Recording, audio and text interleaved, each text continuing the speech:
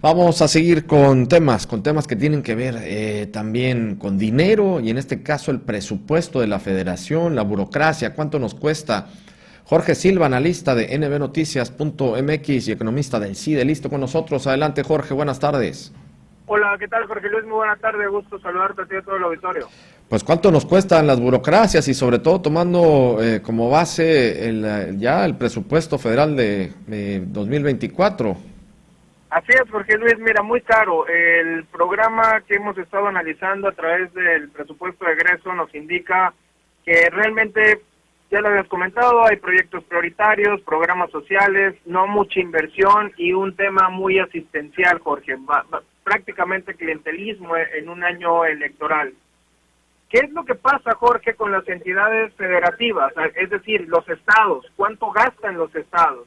Y tendríamos que preguntarnos primero si responde cada estado, en este caso analizando el propio Veracruz, si su presupuesto responde a dinámicas de su contexto. La respuesta sería no mucho.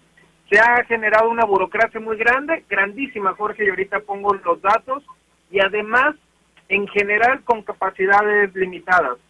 El gobierno general, Jorge, por lo general está haciendo todas las labores administrativas, servicios, sustantivos, como por ejemplo salud y educación. Pero ¿dónde dejas aquí a los estados, Jorge? ¿Dónde dejas si ejercen o no su parte federal? Pareciera nuevamente que se regresa a estos nada más espacios de negociación donde el estado sirve de intermediario entre la federación y uno que otro actor local, es decir, se vuelven una oficialía de partes, Jorge, y lo vimos ahorita en la selección, por ejemplo, de candidatos del partido dominante, donde se juegan prácticamente quiénes son los aliados incondicionales del presidente, que al final fueron los que quedaron. Los 9 aliados, dicho de paso, de diferentes partidos cada quien, o de diferente procedencia cada quien, pero entonces estaríamos respondiendo a la misma lógica de qué es lo que van a aportar.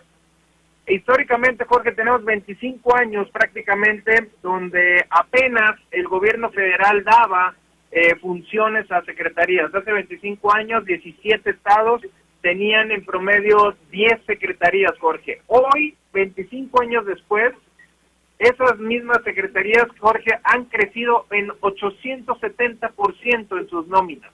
Tenemos un aparato burocrático por estado impresionante. Y para muestra, tenemos 2 estados, el Estado de México y, lamentablemente, en términos de grueso de burocracia, Veracruz. De 1997, Jorge, tenía el estado 48,000 empleados aproximadamente. 2022 tenemos 198,000, casi 198,000 empleados, Jorge, en la burocracia del estado. Hay que tener una precisión y hay que ser honestos con la parte de que se está evaluando, que Veracruz es uno de los 3 estados que tiene al menos, Jorge, al menos un indicador de que sean profesionales, es decir, se preocupan al menos, o se han preocupado al menos los estados con la parte de la profesionalización. Pero estamos ante estados grandísimos a nivel estatal, a nivel nacional, perdón, donde hay ejemplos de más de 7, 8 estados que tienen mucho más burocracia, Jorge, que países desarrollados. Por lo tanto, el mensaje aquí es, vamos a analizar el presupuesto de egresos de la federación en torno a cuánto se va al estado, Jorge, si estamos hablando que se pueden ir 70, 80% del ingreso del estado en un año en pagos nada más a las burocracias, pues vamos a ver qué tan eficientes son esas burocracias, Jorge.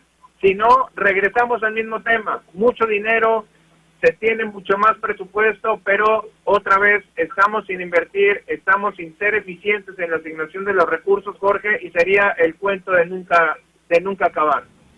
Así es, Jorge, y bueno, vamos a darle seguimiento también en ese sentido, porque también están en juego los subejercicios y tienen mucho que ver, ¿no? Por un lado, alta burocracia, por otro lado, subejercicios, ¿a dónde vamos a parar? Pero si nos permiten, mi querido Jorge, lo podemos analizar porque es un tema largo para la siguiente semana. Claro que sí, Jorge. Un gusto saludarte a ti y a todo el auditorio. Muy buena tarde. Igualmente, muchas gracias a Jorge Silva, economista del CIDE, también analista de nbnoticias.mx.